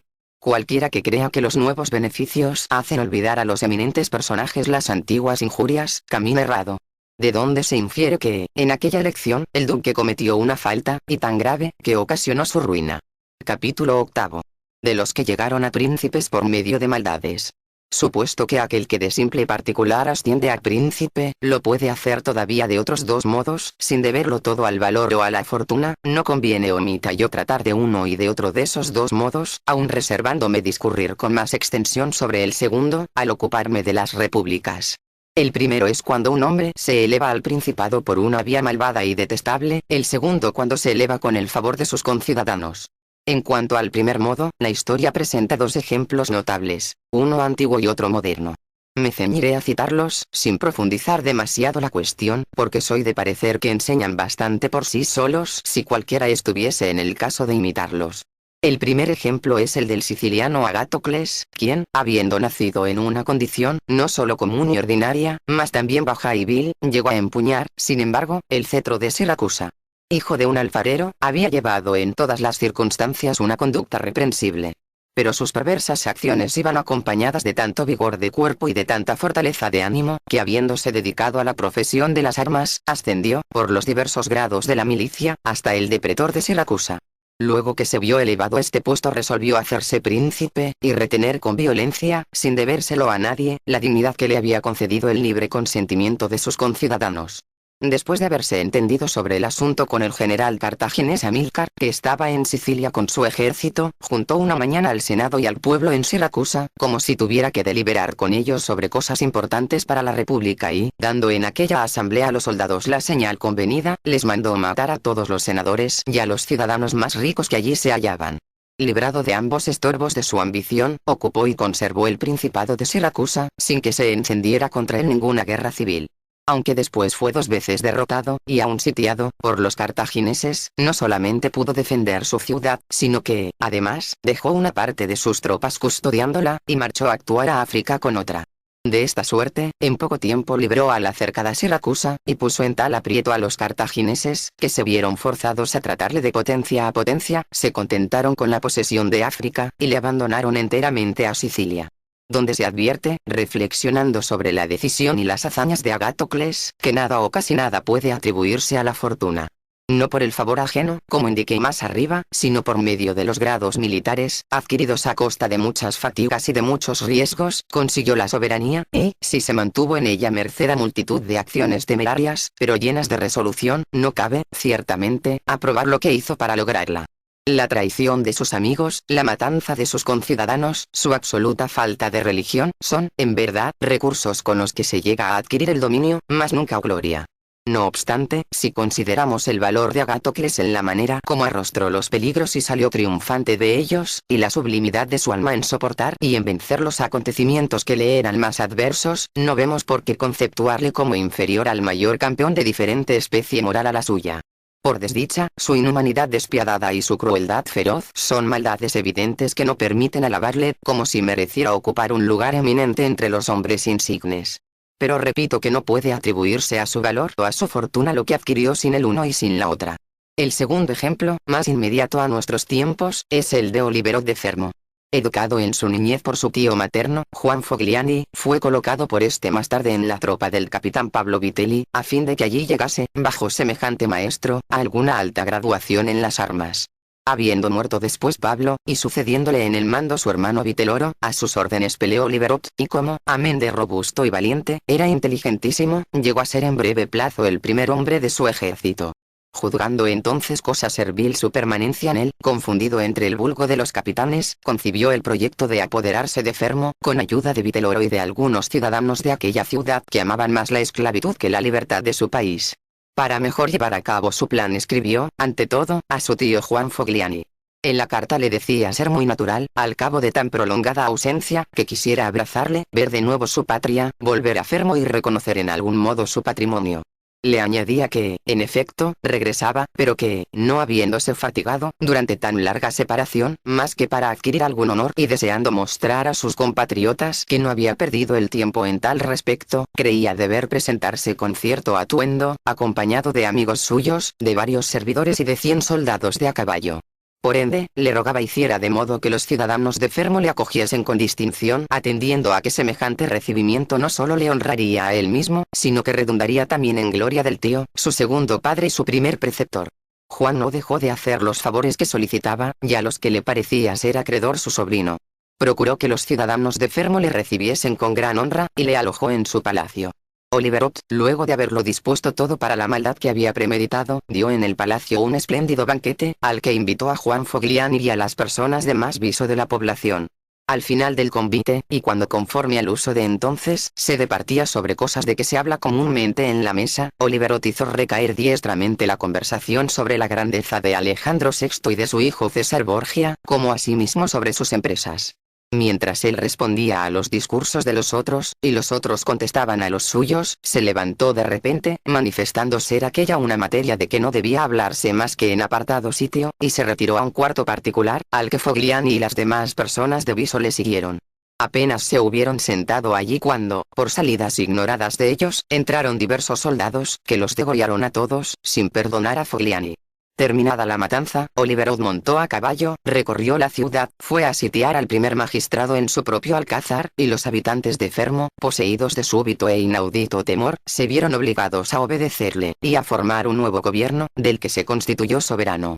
Desembarazado por tal arte de todos aquellos hombres cuyo descontento podía serle fatal, fortificó su autoridad con nuevos estatutos civiles y militares, de suerte que, por espacio del año que conservó su soberanía, no solo se mantuvo seguro en la ciudad de Fermo, sino que además, se hizo respetar y temer de sus vecinos, y hubiera sido tan perdurable como Agatocles, si no se hubiese dejado engañar por César Borgia, cuando, en Sinigaglia, sorprendió como indiqué ya, a los ursinos y a los vitelios. Aprehendido con estos el propio Oliverot en aquella ocasión, un año después de su parricidio, le ahorcaron en compañía de Viterolo, que había sido su mentor de audacia y de maldad. Podría preguntarse por qué Agatocles, Oliverot y algún otro de la misma especie lograron, a pesar de tantas traiciones y de tamañas crueldades, vivir largo tiempo seguros en su patria, y defenderse de los enemigos exteriores, sin seguir siendo traidores y crueles. También podría preguntarse por qué sus conciudadanos no se conjuraron nunca contra ellos, al paso que otros, empleando iguales recursos, no consiguieron conservarse jamás en sus estados, ni en tiempo de paz, ni en tiempo de guerra. Creo que esto dimana del uso bueno o malo que se hace de la traición y de la crueldad. Permítame llamar buen uso de los actos de rigor el que se ejerce con brusquedad, de una vez y únicamente por la necesidad de proveer a la seguridad propia, sin continuarlos luego, y tratando a la vez de encaminarlos cuanto sea posible a la mayor utilidad de los gobernados. Los actos de severidad mal usados son aquellos que, pocos al principio, van aumentándose y se multiplican de día en día, en vez de disminuirse y de atenerse a su primitiva finalidad. Los que se atienen al primer método, pueden, con los auxilios divinos y humanos, remediar, como Agatocles, su situación, en tanto que los demás no es posible que se mantengan. Es menester, pues, que el que adquiera un estado ponga atención en los actos de rigor que le es preciso ejecutar, a ejercerlos todos de una sola vez inmediatamente, a fin de no verse obligado a volver a ellos todos los días, y poder, no renovándolos, tranquilizar a sus gobernados, a los que ganará después fácilmente, haciéndoles bien. El que obra de otro modo, por timidez o guiado por malos consejos, se ve forzado de continuo a tener la cuchilla en la mano, y no puede contar nunca con sus súbditos, porque estos mismos, que les saben obligado a proseguir y a reanudar los actos de severidad, tampoco pueden estar jamás seguros con él. Precisamente porque semejantes actos han de ejecutarse todos juntos porque ofenden menos, si es menor el tiempo que se tarda en pensarlos. Los beneficios, en cambio, han de hacerse poco a poco, a fin de que haya lugar para saborearlos mejor. Así, un príncipe debe, ante todas las cosas, conducirse con sus súbditos de modo que ninguna contingencia, buena o mala, le haga variar, dado que, si sobrevinieran tiempos difíciles y penosos, no le quedaría ya ocasión para remediar el mal, y el bien que hace entonces no se convierte en provecho suyo, pues lo miran como forzoso, y no se lo agradecen. Capítulo 9. Del Principado Civil. Vengamos al segundo modo con que un particular llega a hacerse príncipe, sin valerse de nefandos crímenes, ni de intolerables violencias. Es cuando, con el auxilio de sus conciudadanos, llega a reinar en su patria. A este principado lo llamo civil. Para adquirirlo, no hay necesidad alguna de cuanto el valor o la fortuna pueden hacer, sino más bien de cuanto una acertada astucia puede combinar. Pero nadie se eleva a esta soberanía sin el favor del pueblo o de los grandes. En toda ciudad existen dos inclinaciones diversas, una de las cuales proviene de que el pueblo desea no ser dominado y oprimido por los grandes, y la otra de que los grandes desean dominar y oprimir al pueblo. Del choque de ambas inclinaciones dimana una de estas tres cosas, o el establecimiento del principado, o el de la república, y el de la licencia y la anarquía. En cuanto al principado, su establecimiento se promueve por el pueblo o por los grandes, según que uno u otro de estos dos partidos tengan ocasión para ello. Si los grandes ven que no les es posible resistir al pueblo, comienzan por formar una gran reputación a uno de ellos y, dirigiendo todas las miradas hacia él, acaban por hacerle príncipe, a fin de poder dar a la sombra de su soberanía, rienda suelta a sus deseos. El pueblo procede de igual manera con respecto a uno solo, si ve que no les es posible resistir a los grandes, a fin de que le proteja con su autoridad. El que consigue la soberanía con el auxilio de los grandes se mantiene en ella con más dificultad que el que la consigue con el del pueblo, porque, desde que es príncipe, se ve cercado de muchas personas que se tienen por iguales a él, no puede mandarlas y manejarlas a su discreción. Pero el que consigue la soberanía con el auxilio del pueblo se halla solo en su exaltación y, entre cuantos le rodean no encuentra a ninguno, o encuentra poquísimos que no estén prontos a obedecerle. Por otra parte, es difícil, con decoro y sin agraviar a los otros, contentar los deseos de los grandes. Pero se contentan fácilmente los del pueblo, porque los deseos de éste llevan un fin más honrado que el de los grandes en atención a que los grandes quieren oprimir, el pueblo solo quiere no ser oprimido. Añádase a lo dicho que si el pueblo es enemigo del príncipe, este no se verá jamás seguro, pues el pueblo se compone de un número grandísimo de hombres, mientras que, siendo poco numerosos los grandes, es posible asegurarse de ellos más fácilmente. Lo peor que el príncipe puede temer de un pueblo que no le ama, es ser abandonado por él. Pero, si le son contrarios los grandes, debe temer no solo verse abandonado, sino también atacado y destruido por ellos, que teniendo más previsión y más astucia que el pueblo, emplean bien el tiempo para salir del apuro, y solicitan dignidades de aquel que esperan ver sustituir al príncipe reinante. Además, el príncipe se ve obligado a vivir siempre con un mismo pueblo, al paso que le es factible obrar sin unos mismos grandes, puesto que está en su mano hacer otros nuevos y deshacerlos todos los días, como también darles crédito, o quitarles el de que gozan, cuando le venga en gana. Para aclarar más lo relativo a los grandes, digo que deben considerarse en dos aspectos principales: o se conducen de modo que se unan en un todo con la fortuna, o proceden de modo que se pasen sin ella. Los primeros, si no son rapaces, deben ser estimados y honrados. Los segundos, que no se ligan al príncipe personalmente, pueden considerarse en otros dos aspectos. Unos obran así por pusilanimidad o falta de ánimo, y entonces el príncipe debe servirse de ellos como de los primeros, especialmente cuando le den buenos consejos, porque le son fieles en la prosperidad e inofensivos en la adversidad. Pero los que obran por cálculo o por ambición, manifiestan que piensan más en él que en su soberano, y éste debe prevenirse contra ellos y mirarlos como a enemigos declarados, porque en la adversidad ayudarán a hacerle caer. Un ciudadano llegado a príncipe por el favor del pueblo ha de tender a conservar su afecto, lo cual es fácil, ya que el pueblo pide únicamente no ser oprimido. Pero el que llegó a ser príncipe con el auxilio de los grandes y contra el voto del pueblo, ha de procurar conciliárselo, tomándolo bajo su protección. Cuando los hombres reciben bien de quien no esperan más que mal, se apoyan más y más en él. Así, el pueblo sometido por un príncipe nuevo, que se rige en bienhechor suyo, le coge más afecto que si él mismo, por benevolencia, le hubiera elevado a la soberanía. Luego el príncipe puede captarse al pueblo de varios modos, pero tan numerosos y dependientes de tantas circunstancias variables, que me es imposible formular una regla fija y cierta sobre el asunto, y me limito a insistir en que es necesario que el príncipe posea el afecto del pueblo, sin lo cual carecerá de apoyo en la adversidad. Nabis, príncipe nuevo entre los espartanos, resistió el sitio de todas las tropas griegas y de un ejército romano curtido en las victorias, y resistió fácilmente contra ambas fuerzas su patria y su estado, por bastarle, al acercarse el peligro, asegurarse de un corto número de enemigos interiores. Pero no hubiera logrado tamaños triunfos si hubiera tenido al pueblo por enemigo. Y no se crea impugnar la opinión que estoy sentando aquí con objetarme el tan repetido adagio de que quien fía en el pueblo edifica sobre arena. Confieso ser esto verdad para un ciudadano privado que, satisfecho con semejante fundamento, creyera que el pueblo le libraría, si le viera oprimido por sus enemigos o por los magistrados. En tal caso, podría engañarse a menudo en sus esperanzas, como ocurrió a los Gracos en Roma, y a Jorge Scali en Florencia. Pero, si el que se funda en el pueblo, es príncipe suyo, y puede mandarle, y es hombre de corazón, no se atemorizará en la adversidad. Como haya tomado las disposiciones oportunas y mantenido, con sus estatutos y con su valor, el de la generalidad de los ciudadanos, no será engañado jamás por el pueblo, y reconocerá que los fundamentos que se ha formado con éste, son buenos. Porque las soberanías de esta clase solo peligran cuando se las hace subir del orden civil al de una monarquía absoluta, en que el príncipe manda por sí mismo, o por intermedio de sus magistrados. En el último caso, su situación es más débil y más temerosa, por depender enteramente de la voluntad de los que ejercen las magistraturas, y que pueden arrebatarle sin gran esfuerzo el Estado, ya sublevándose contra él, ya no obedeciéndole. En los peligros, semejante príncipe no encuentra ya razón para recuperar su omnímoda autoridad, por cuanto los súbditos, acostumbrados a recibir las órdenes directamente de los magistrados, no están dispuestos, en tales circunstancias críticas, a obedecer a las suyas y, en tiempos tan dudosos, carece siempre de gentes en quienes pueda fiarse.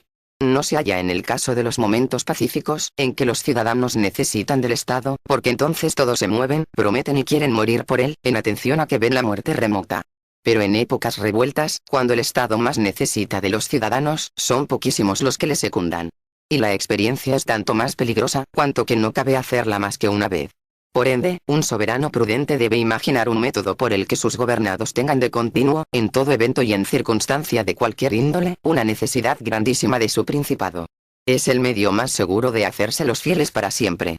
Capítulo 10. ¿Cómo deben medirse las fuerzas de los principados? O el principado es bastante grande para que en él haya el soberano, en caso necesario, con que sostenerse por sí mismo, es tal que, en el mismo caso, se vea obligado a implorar el auxilio ajeno. ¿Pueden los príncipes sostenerse por sí mismos cuando tienen suficientes hombres y dinero para formar el correspondiente ejército, con que presentar batalla cualquiera que vaya a atacarlos, y necesitan de otros los que, no pudiendo salir a campaña contra los enemigos, se encuentran obligados a encerrarse dentro de sus muros, y limitarse a defenderlos? Se habló ya del primer caso y aún se volverá sobre él, cuando se presente ocasión oportuna. En cuanto al segundo caso, no puedo menos de alentar a semejantes príncipes a fortificar la ciudad de su residencia, sin inquietarse por las restantes del país. Cualquiera que haya artillado fuertemente el lugar de su mansión y se haya portado bien con sus súbditos, no será atacado nunca sino con mucha circunspección, porque los hombres miran siempre con cautela suma las empresas que les ofrecen dificultades, y no cabe esperar un fácil triunfo cercando o asaltando la ciudad de un príncipe que la ha fortalecido en buenas condiciones y que cuenta con el amor de su pueblo. Las ciudades de Alemania son muy libres, tienen en sus alrededores poco territorio que les pertenezca, obedecen al emperador a la medida de su gusto, no le temen a él, ni a ningún otro potentado, a causa de la solidez de sus murallas, por lo que los agresores temen perder mucho tiempo, y hasta sufrir un descalabro, si toman la ofensiva contra ellas. Todas tienen fosos, muros muy fuertes, cañones en abundancia, y conservan en sus almacenes, bodegas y habitaciones, vituallas bastantes para comer, beber y encender fuego durante un año. Fuera de esto, y a fin de alimentar suficientemente al populacho, no les falta con qué darle trabajo, también por espacio de un año, en aquellas obras públicas que son el nervio y el alma de toda ciudad, y se cuidan con esmero de que los servicios militares estén continuamente en vigor. Así, un príncipe que posee por punto de residencia una plaza fuerte y se hace amar dentro de ella, difícilmente será sitiado, y si lo fuera, el que lo intentase acabaría por levantar el cerco con oprobio.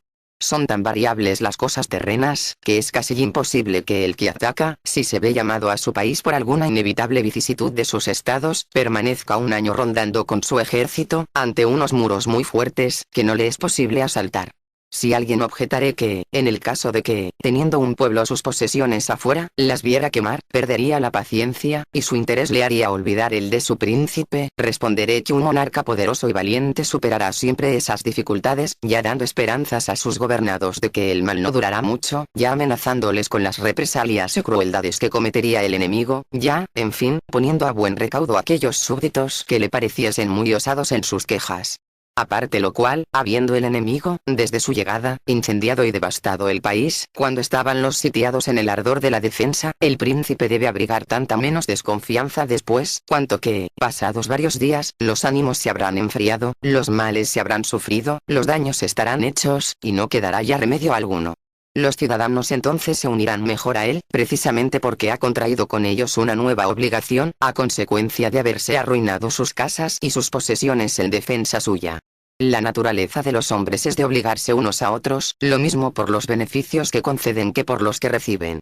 De donde es preciso concluir que, considerándolo todo bien, no le es difícil a un príncipe prudente, desde el comienzo hasta el final de un sitio, conservar inclinados a su persona los ánimos de sus conciudadanos, si no les falta con qué vivir, ni con qué defenderse. Capítulo 11. De los principados eclesiásticos. Réstame hablar ahora de los principados eclesiásticos, en cuya adquisición y posesión no existe ninguna dificultad, pues no se requiere al efecto, ni de valor, ni de buena fortuna. Tampoco su conservación y mantenimiento necesita de una de ambas cosas, o de las dos reunidas, por cuanto el príncipe se sostiene en ellos por ministerio de instituciones que, fundadas de inmemorial, son tan poderosas, y poseen tales propiedades, que la aferran a su estado, de cualquier modo que proceda y se conduzca. Únicamente estos príncipes tienen estado sin verse obligados a defenderlos. Y súbditos, sin experimentar la molestia de gobernarlos. Los estados, aunque indefensos, no les son arrebatados, y los súbditos, aun careciendo de gobierno, no se preocupan de ello lo más mínimo, ni piensan en mudar de soberano en modo alguno y ni siquiera podrían hacerlo, por lo cual semejantes principados son los únicos en que reinan la prosperidad y la seguridad. Pero, como son gobernados por causas superiores, a que la razón no alcanza, los pasaré en silencio. No habría temeridad presuntuosa en discurrir sobre unas soberanías establecidas y conservadas por Dios mismo. Sin embargo, alguien me preguntará la causa de que la Iglesia romana se haya elevado, aun en las cosas temporales, a tan superior grandeza como la que contemplamos hoy. porque, antes del Papa Alejandro VI, la dominación pontificia era tan limitada que no ya los potentados italianos, sino el más modesto varón y el más humilde señor hacían escaso aprecio de ella en las cosas temporales, mientras que ahora arruina a Venecia y atemoriza a todo un rey de Francia, hasta el punto de echarle de la península. Por muy conocidos que estos hechos sean, no juzgo inútil representarlos con toda puntualidad. Con anterioridad a la venida del monarca francés Carlos VIII a Italia, ésta se hallaba políticamente distribuida en 5 nacionalidades: estados pontificios, Venecia, Reino de Nápoles, Ducado de Milán y Florencia. Los soberanos de los 3 últimos principados solo cuidaban de 2 cosas: que ningún extranjero trajese ejércitos a Italia, y que ninguno de los grupos políticos de ésta se engrandeciera a costa de los otros. Aquellos contra quienes más les importaba tomar tales precauciones, eran los venecianos y el Papa.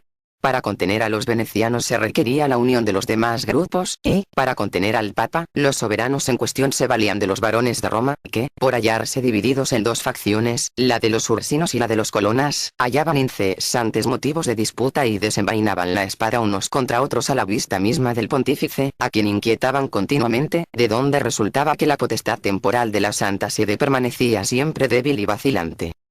Por más que a veces sobreviniese un papa de recio temple, como Sixto IV, ni la energía ni el genio de alguno de estos excepcionales representantes suyos podían desembarazarle del obstáculo de referencia, a causa de la breve duración de su mandato. Sobre 10 años, uno con otro, reinaba cada papa y por muchas molestias que se tomaran, no les era posible abatir una de aquellas facciones. Si uno de ellos, por ejemplo, conseguía extinguir la de los colonas, otro la resucitaba, por ser enemigo de los ursinos, no quedándole ya suficiente tiempo para aniquilarlos después, con lo que sucedía que hacían poco caso de las fuerzas temporales del Papa en Italia.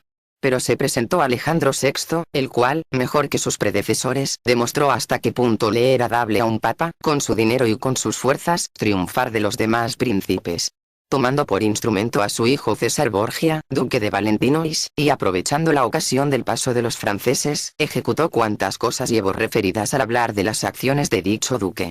Bien que su intención no hubiese sido aumentar los dominios de la Iglesia, sino únicamente proporcionar otros grandísimos a su hijo, ocasionó el engrandecimiento del Papa, que a la muerte del duque, heredó el fruto de sus guerras. Cuando luego avino Julio II al solio pontificio, encontró a la Iglesia muy poderosa y en posesión de toda la Romaña. Los varones de Roma carecían de fuerza, porque Alejandro VI, con los diferentes modos de lograr la derrota de sus facciones, los había destruido. Julio II halló también abierto el camino para atesorar, por algunos medios que Alejandro VI no había puesto en práctica nunca. No solo siguió el curso trazado por este, sino que, además, formó el designio de conquistar a Bolonia, reducir a los venecianos y arrojar de Italia a los franceses, empresas todas que le salieron bien, y con tanta más gloria para él mismo, cuanto que llevaban la mira de acrecentar el patrimonio de la Iglesia, y no el de ningún particular. Amén de esto, mantuvo las facciones de los ursinos y de los colonas en los mismos términos en que las halló, y, aunque había en ellas algunos jefes capaces de turbar el Estado, permanecieron sumisos, porque les tenía espantado el poder de la Iglesia, y no había, en el Sacro Colegio, cardenales que fuesen de sus familias, lo que era causa de sus disensiones. Tales facciones no se sosegarán mientras cuenten con algunos cardenales, por ser estos los que mantienen, en Roma y fuera de ella, unos partidos que sus deudos se ven obligados a defender, y así es como las discordias y las guerras entre los varones dimanan de la ambición de dichos prelados. Por ende, al suceder León X a Julio halló al papado elevado a un altísimo grado de dominación, y hay motivos para esperar que, si sus predecesores lo engrandecieron con las armas, el nuevo pontífice lo engrandecerá más aún, y le hará venerar, con su ingenio, con su cultura, con su bondad y con las infinitas virtudes que sobresalen en su persona. Capítulo 12. De las diferentes clases de milicia y de los soldados mercenarios. Después de haber hablado en particular de todas las especies de principados, sobre las cuales me había propuesto discurrir, considerando, en algunos aspectos, las causas de su buena o mala constitución y mostrando los medios con que muchos soberanos trataron de adquirirlos y de conservarlos, me resta ahora reflexionar acerca de los ataques y de las defensas que pueden ocurrir en cada uno de los estados de que llevo hecha mención. Porque los principales fundamentos de todos los estados, ya antiguos, ya nuevos, ya mixtos, están en las armas y en las leyes, y, como no se conciben leyes malas a base de armas buenas, dejaré a un lado las leyes y me ocuparé de las armas. Empero, las armas con que un príncipe defiende su estado pueden ser tropas propias, o mercenarias, o auxiliares, o mixtas, y me ocuparé por separado de cada una de ellas. Las mercenarias y auxiliares son inútiles y peligrosas. Si un príncipe apoya su estado en tropas mercenarias, no se hallará seguro nunca, por cuanto esas tropas, carentes de unión, ambiciosas, indisciplinadas, infieles, fanfarronas en presencia de los amigos y cobardes frente a los enemigos, no tienen temor de Dios, ni buena fe con los hombres. Si un príncipe, con semejantes tropas, no queda vencido, es únicamente cuando no hay todavía ataque. En tiempo de paz, despojan al príncipe, y, en el de guerra, dejan que le despojen sus enemigos. Y la causa de esto es que no hay más amor, ni más motivo que las apegue al príncipe, que su escaso sueldo, el cual no basta para que se resuelvan a morir por él. Se acomodan a ser soldados suyos, mientras no hacen la guerra. Pero si ésta sobreviene, huyen y quieren retirarse. No me costaría mucho trabajo persuadir a nadie de lo que acabo de decir, puesto que la ruina de Italia en estos tiempos proviene de que, por espacio de muchos años, delegó confiadamente su defensa en tropas mercenarias, que lograron, en verdad, algunos triunfos en favor de tal o cual príncipe peninsular, y que se mostraron valerosas contra varias tropas del país, pero que a la llegada del extranjero manifestaron lo que realmente eran, valían y significaban.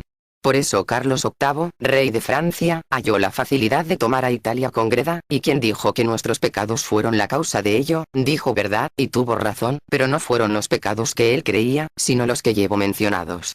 Y como estos pecados caían sobre la cabeza de los príncipes, sobre ellos también recayó el castigo. Quiero demostrar todavía mejor la desgracia que el uso de semejante especie de tropas acarrea. O los capitanes mercenarios son hombres excelentes, o no lo son. Si lo son, no puede el príncipe fiarse de ellos, porque aspiran siempre a elevarse a la grandeza, sea oprimiéndole a él, que es dueño suyo, sea oprimiendo a los otros contra sus intenciones, y, si el capitán no es un hombre de valor, causa comúnmente su ruina. Y por si alguien replica que todo capitán que mande tropas procederá del mismo modo, sea o no mercenario, mostraré cómo las tropas mercenarias deben emplearse por un príncipe o por una república. El príncipe debe ir en persona a su frente, y practicar por sí mismo el oficio de capitán. La república debe enviar a uno de sus ciudadanos para mandarlas, y, si desde las primeras acciones de guerra no manifiesta bélica capacidad, debe reemplazársele por otro. Si, por el contrario, se manifiesta apto marcialmente, conviene que la república le contenga por medio de sabias leyes, para impedirle pasar del punto que se le haya fijado. La experiencia enseña que únicamente los príncipes que poseen ejércitos propios y las repúblicas que gozan del mismo beneficio, triunfan con facilidad, en tanto que los príncipes y las repúblicas que se apoyan sobre ejércitos mercenarios, no experimentan más que reveses.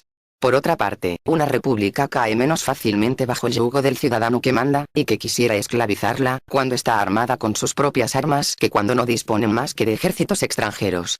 Roma y Esparta se conservaron libres con sus propias armas por espacio de muchos siglos, y los suizos, que están armados de la misma manera, se mantienen también libres en alto grado.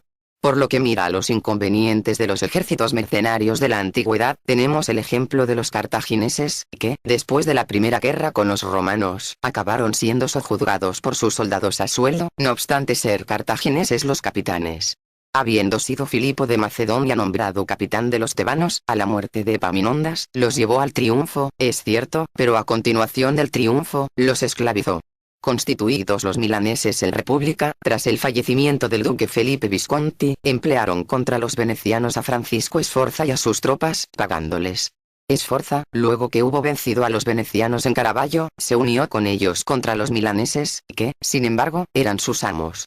Cuando el otro Sforza, padre de Francisco, estaba a sueldo de la reina de Nápoles, la abandonó de repente, y ella quedó tan desarmada, que, para no perder su trono, se vio precisada a echarse en los brazos del monarca de Aragón.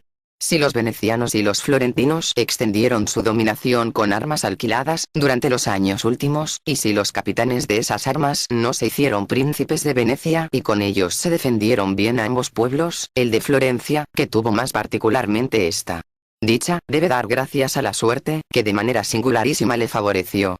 Entre aquellos valerosos capitanes, que podían ser temibles, unos no tuvieron la dicha de haber ganado batallas, otros encontraron obstáculos insuperables en su ruta, y algunos orientaron hacia otra parte su ambición.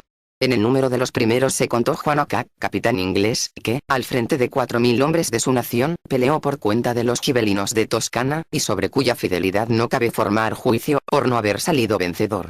Pero convendrá todo el mundo en que, si hubiese salido, los florentinos habrían quedado a su discreción. Si Jacobo Sforza no invadió los estados que le tenían a sueldo, provino de que encontró siempre frente a sí a los Braceschis, que le contenían a la vez que él les contenía también a ellos. Por último, si Francisco Sforza, que ya vimos destruyó la República de Milán y se hizo proclamar allí duque, orientó eficazmente su ambición hacia la Lombardía, dependió de que Bracio dirigía la suya hacia los dominios de la Iglesia y hacia Nápoles, contra cuya reina, Juana II, peleó, después de haberse apoderado de Perusa y de Montona, en los estados pontificios. Pero volvamos a hechos más cercanos a nosotros, y tomemos la época en que los florentinos eligieron por capitán suyo a Pablo Vitelli, varón habilísimo y que había adquirido grande reputación, a pesar de que naciera en condición vulgar. ¿Quién negará que, si se hubiera apoderado de Pisa, sus soldados, por muy florentinos que fuesen, habrían tenido por conveniente continuar a su lado? Si hubiera pasado a sueldo del enemigo, no habría sido posible remediar cosa alguna, puesto que, habiéndole conservado por capitán, era natural que le obedeciesen sus tropas. Si se consideran los progresos conseguidos por los venecianos, se verá que obraron con seguridad y con gloria, mientras ellos mismos hicieron la guerra, no intentando nada contra la tierra firme y dejando a su nobleza el cuidado de pelear valerosamente con hombres del pueblo bajo armado. Pero, cuando se pusieron a luchar en tierra firme, siguieron los estilos del resto de Italia, se sirvieron de legiones pagadas, y perdieron todo su valor. Al comienzo de su adquisición, no desconfiaron mucho de aquellas tropas mercenarias, porque no poseían entonces, en tierra firme, un país considerable, y porque gozaban todavía de respetable reputación. Mas luego que se hubieron engrandecido bajo el mando del capitán Carmagnola, advirtieron muy pronto el error en que habían incurrido. Viendo aquel hombre, tan valiente como hábil, dejarse derrotar, al defenderles contra el duque de Milán, su soberano natural, y sabiendo, además que en tal guerra se conducía con tibieza, comprendieron que ya no podrían triunfar con él. Pero, como hubieran corrido el riesgo de perder lo adquirido, si hubiesen licenciado a dicho capitán, que se habría pasado al servicio del enemigo, y como, por otra parte, la prudencia no les permitía dejarle en su puesto, tomaron la resolución de hacerle perecer, para conservar lo ganado. Tuvieron después por capitanes a Bartolomé Colleoni de Bergamo, a Roberto de San Severino, al conde de Pitigliano y a otros semejantes, que les auguraban menos ganancias que pérdidas, como sucedió en Baila, donde, en una sola batalla, fueron despojados de adquisiciones que les habían costado 800 años de enormes fatigas.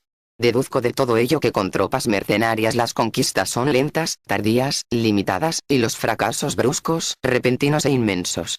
Y ya que estos ejemplos me han conducido a hablar de Italia, en que hace muchos años que se utilizan semejantes tropas, quiero tomar de más arriba lo que le concierne, a fin de que, habiendo dado a conocer su origen y su desarrollo, pueda reformarse mejor su uso. Desde luego, hay que traer a la memoria cómo, en los pasados siglos, Italia, después de echar de su seno al emperador de Alemania, y ver al Papa adquirir una gran dominación temporal dentro de ella, se encontró dividida en varios estados. En las ciudades más importantes se armó el pueblo contra los nobles, quienes, favorecidos al comienzo por el emperador, oprimían a los restantes ciudadanos, mientras que el Papa auxiliaba a aquellas rebeliones de la plebe, para adquirir valimiento en las cosas terrenas. En otras muchas ciudades se elevaron diversos individuos a la categoría de príncipes suyos. Con ello cayó casi toda Italia bajo el poder de los papas, sin más excepción que algunas repúblicas, y no estando habituados, ni los pontífices, ni los cardenales, a la profesión de las armas, hubieron de tomar a sueldo tropas extranjeras. El primer capitán que puso en crédito estas tropas fue el romagnol Alberico de Como, en cuya escuela se formaron, entre otros varios, aquel Bracio y aquel Sforza, que fueron después los árbitros de Italia. Tras ellos vinieron todos aquellos otros capitanes que hasta nuestros días mandaron los ejércitos de nuestra vasta península, y el resultado de su valor fue que, a pesar de él, nuestro hermoso país pudo ser recorrido libremente por Carlos VIII, tomado por Luis XII o juzgado por Fernando el Católico e insultado por los suizos. El método seguido por tales capitanes consistía principalmente en privar de toda consideración a la infantería. Y obraban así porque, no poseyendo estado alguno, no podían alimentar y sostener a muchos hombres de a pie, y, por ende, la infantería no les procuraba gran renombre. Preferían la caballería, cuya cantidad estaba en proporción con los recursos del país que había de mantenerla, y en el que era tanto más honrada cuanto más fácil resultaba su satisfactoria sustentación. Las cosas llegaron hasta el punto de que, en un ejército de 20.000 hombres, no se contaban 2.000 infantes. Además, se habían esforzado todo lo posible para desterrar de sus soldados y de sí mismos las penalidades y el miedo, introduciendo el uso de no matar en las refriegas, y limitándose a hacer prisioneros sin degollarlos. De noche, los de las tiendas no iban a acampar en las tierras, y los de las tierras no volvían a las tiendas. No hacían fosas, ni empalizadas alrededor de su campo, y no moraban allí durante el invierno. Todas estas cosas, permitidas por la disciplina militar de los referidos capitanes, las imaginaron estos para ahorrarse fatigas y peligros. Pero, con semejantes precauciones, condujeron a Italia a la esclavitud y al envilecimiento. Capítulo 13. De los soldados auxiliares, mixtos y mercenarios. Las armas de ayuda que he contado entre las inútiles, son las que un príncipe presta a otro para socorrerle y para defenderle. Así, en estos últimos tiempos, habiendo hecho el Papa Julio II una desacertada prueba de las tropas mercenarias en el ataque de Ferrara, convino con Fernando, rey de España, que éste iría a incorporársele con su ejército. Tales armas pueden ser útiles y buenas en sí mismas, pero resultan infaustas siempre para el que las llama, porque, si pierde la batalla, queda derrotado, y, si la gana, se constituye en algún modo en prisionero de quien le auxilió. Aunque las historias antiguas se hallan llenas de ejemplos que demuestran tan clara verdad, quiero detenerme en el de Julio II, que está todavía muy reciente. Si el partido que tomó de ponerse por entero en manos de un extranjero para conquistar a Ferrara no le fue funesto, es que su buena fortuna engendró una tercera causa que le preservó de los efectos de tan mala determinación. Habiendo sido derrotados sus auxiliares en Ravenna, los suizos que sobresalieron contra su esperanza y la de todos los demás desalojaron a los franceses que habían obtenido la victoria. No quedó hecho prisionero de sus enemigos por la sencilla razón de que estos habían emprendido la fuga, ni de sus auxiliares porque él había vencido realmente, pero con armas distintas de las de ellos. Los florentinos, que se encontraban sin ejército en absoluto, llamaron a 10.000 franceses para acuciarlos a apoderarse de Pisa, y esta resolución les hizo correr más riesgos que jamás se les hubieran presentado en empresa marcial alguna. Queriendo el emperador de Constantinopla oponerse a sus vecinos, envió a Grecia a 10.000 turcos, los cuales, acabada la guerra, no quisieron ya salir de allí, y este fue el principio de la sujeción de los griegos al yugo de los infieles. Únicamente el que no quiere habilitarse para vencer es capaz de valerse de semejantes armas, que miro como mucho más peligrosas que las mercenarias. Cuando son vencidas, no por ello quedan todas menos unidas y dispuestas a obedecer a otros que al príncipe, mientras que las mercenarias, después de la victoria, necesitan de una ocasión favorable para atacarle, por no formar todas un mismo cuerpo. De otra parte, hallándose reunidas y pagadas por el príncipe, el tercero a quien éste ha conferido el mando suyo no puede adquirir sobre ellas autoridad tan suficiente y tan súbita que le sea fácil disponerlas inmediatamente para atacarle. Si la cobardía es lo que más debe temerse en las tropas mercenarias, lo más temible en las auxiliares es la valentía. Pero un príncipe sabio evitará siempre valerse de unas y de otras y recurrirá a sus propias armas, prefiriendo perder con ellas a ganar con las ajenas. No miro jamás como un triunfo real el que se logra con las armas de otros.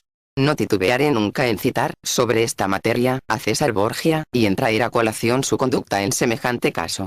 Entró con armas auxiliares en la Romaña, conduciendo a ella las tropas francesas con que tomó a Imola y a Forlì.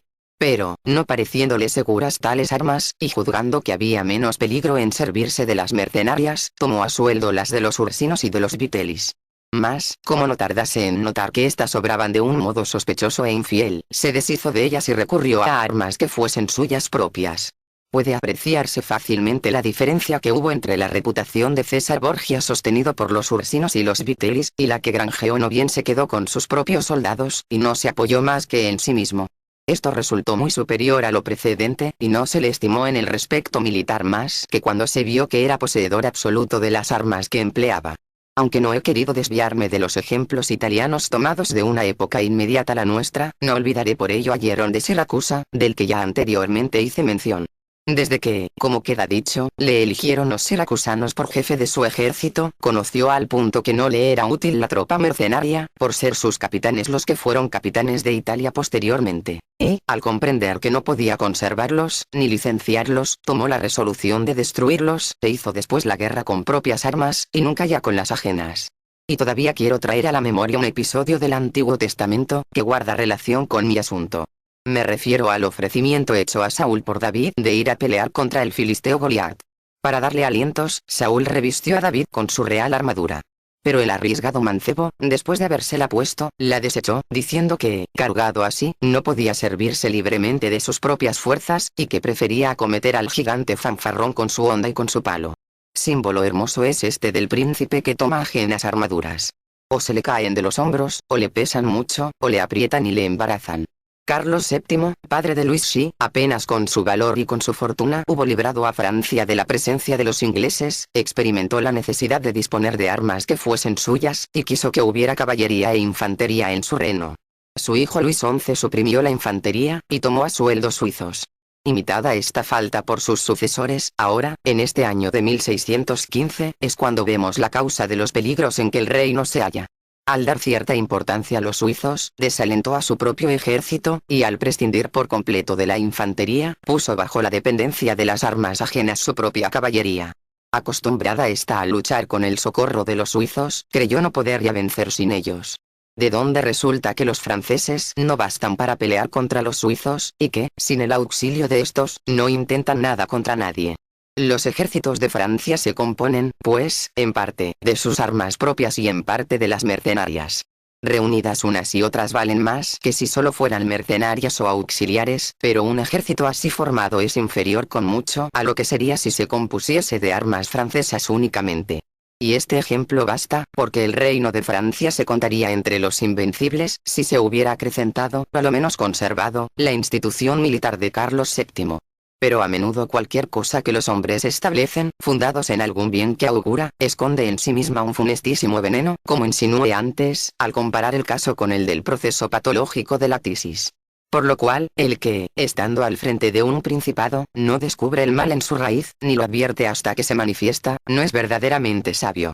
Pero semejante perspectiva se ha concedido a pocos príncipes y si, recurriendo a un nuevo ejemplo, queremos buscar el origen de la ruina del Imperio Romano, encontraremos que su fecha data del momento en que empezó a tomar godos a sueldo, puesto que desde entonces comenzaron a enervarse sus fuerzas, y cuanto vigor se le hacía perder redundaba en beneficio de aquellos soldados mercenarios.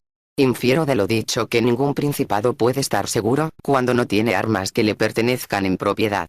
Hay más, y es que depende enteramente de la suerte ciega, por carecer de la valentía patriótica que se requiere para defenderse en la adversidad. Opinión y máxima de los políticos sabios fue siempre que nada es tan débil ni tan vacilante como la reputación de una potencia que no esté fundada en las fuerzas propias. Son estas las que se componen de soldados y de ciudadanos, hechuras del príncipe, y todas las demás son mercenarias o auxiliares. En cuanto a la manera de crearse armas propias, es fácil de hallar, con solo examinar las instituciones de que antes hablé, y considerar cómo Filipo, padre de Alejandro, igualmente que otros príncipes y muchas repúblicas, se formaron ejércitos, y los ordenaron. Sobre esta materia remito por entero a sus constituciones.